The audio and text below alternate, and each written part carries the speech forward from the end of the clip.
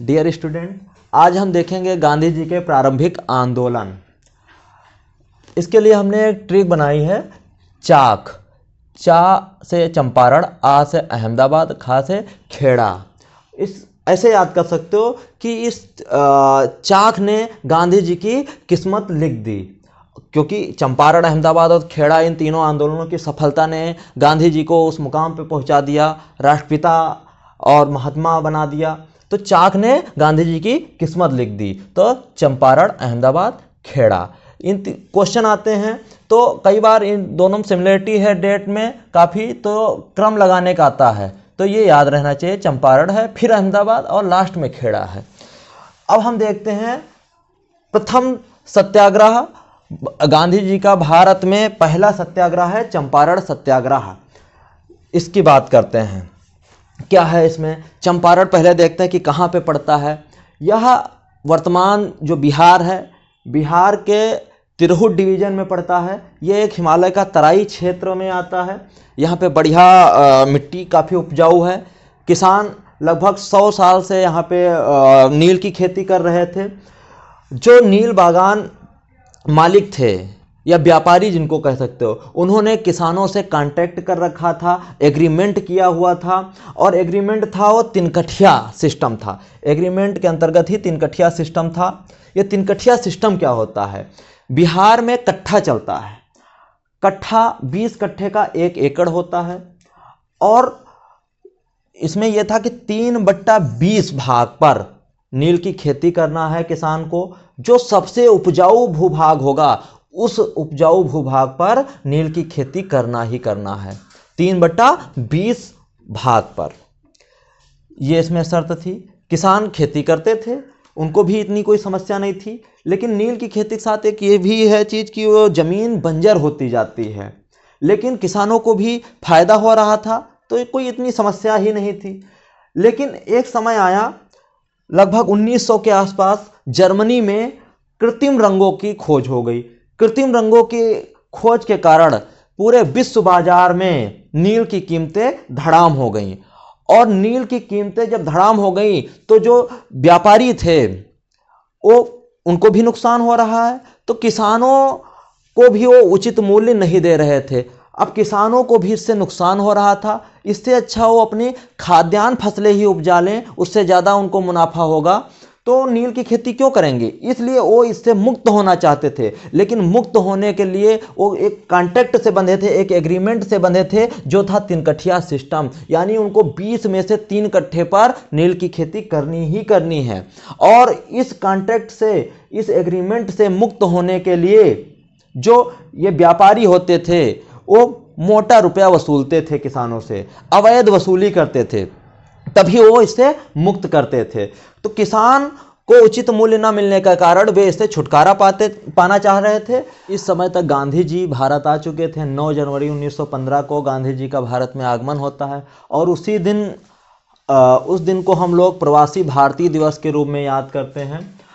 और कांग्रेस का लखनऊ अधिवेशन 1916 दिसंबर में ही होता ही था।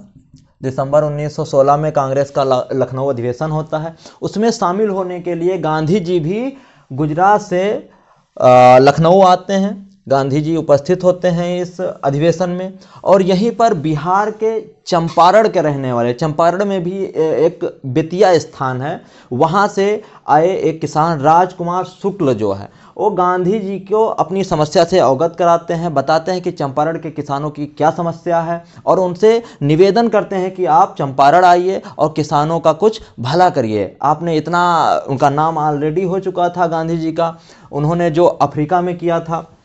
और यहीं पे लखनऊ के एक प्रसिद्ध वकील थे ब्रज किशोर प्रसाद। इन्होंने चंपारण के किसानों की समस्या का प्रस्ताव उस अधिवेशन में रखा और सहानुभूति प्रस्ताव पास हो गया। और गांधी जी ने ब्रज किशोर को बिहार के सेवा जीवन के प्राण कहकर संबोधित किया। बिहार के सेवा जीवन के प्राण, ये क्वेश्चन बहुत महत्वपूर्ण है यूपीएससी के रिलेटेड एग्जाम्स में।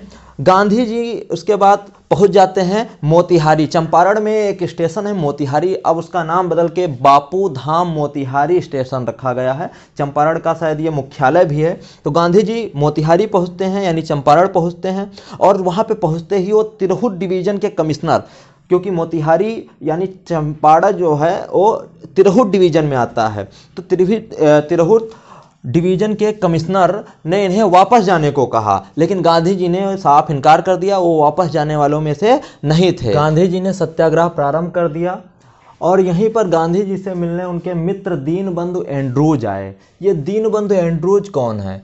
ये यूरोपियन हैं और दीनबंधु की उपाधि जो है गांधी जी ने उनको दी थी। दीनबंधु मतलब दीन दुखियों के भाई, मित्र। ये उपाधि इनके सामाजिक कार्यों के लिए मिला।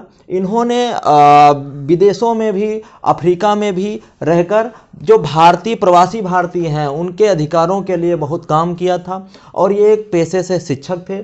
दिल्ली के सेंट स्टीफन कॉलेज में ये शिक्षक थे। तो दीनबंधु एंड्रूज गांधी जी के परम मित्र थे, यहाँ पे उन मिलने आए थे। ये क्वेश्चन आता है, कई बार कंपटीशन में क्वेश्चन आता है कि गांधी जी के किस आंदोलन के समय दीनबंधु एंड्रूज उनसे मिलने आए थे, तो चंपारण आंदोलन है, चंपारण सत्याग्रह।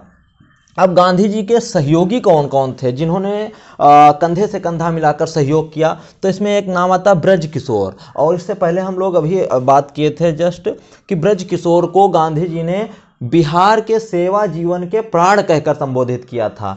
तो ये याद रखना है, ये वकील थे पेशे से। और राजेंद्र प्रसाद, नरहरि पारिक, महादेव देसाई और जेबी कृपलानी ये प्रमुख सहयोगी थे। गांधी जी के सहयोगियों का नाम पूछ लिया जाता है। अब लेफ्टिनेंट गवर्नर एडवर्ड गेटे, इनको लगा कि आंदोलन बढ़ जाएगा, इसलिए इन्होंने सोचा कि कुछ रास्ता निकाला जाए, और आखिरकार उन्होंने एक जांच समिति गठित की और गांधी जी को भी रिक्वेस्ट किया कि आप इस समिति के सदस्य बने। गांधी जी ने अपनी शर्तों पर समिति का सदस्य बनना स्वीकार किया। उन्होंने कहा कि हम अपने सहयोगियों से बातचीत करेंगे, उस हिसाब से हम उसमें शामिल होंगे। और दूसरी बात यह है कि अगर कोई फैसला किसानों के विरुद्ध आता तो आंदोलन हम पुनः प्रारंभ कर देंगे, और हम किसानों के हित की ही बात करेंगे, इसमें सदस्य होने के बावजूद भी।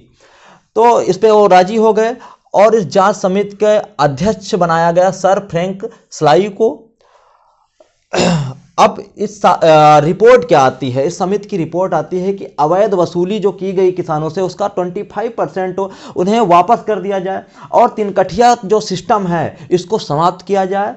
ये सिस्टम उचित नहीं है, और इस प्रकार से यह प्रथम सत्याग्रह गांधी जी का सफल हो गया। और इस सफलता पर रविन्द्रनाथ टैगोर जी ने इन्हें महात्मा कहकर संबोधित किया। तो कई बार क्वेश्चन आता है कि गांधी जी को महात्मा की उपाधि किसने दी? तो रविन्द्रनाथ टैगोर। किस आंदोलन की सफलता पर दी? तो कौन सा आंदोलन है? चंपारण सत्याग्रह। यह गांधी जी का पहला भारत में सत्याग्रह था जो सफल हुआ।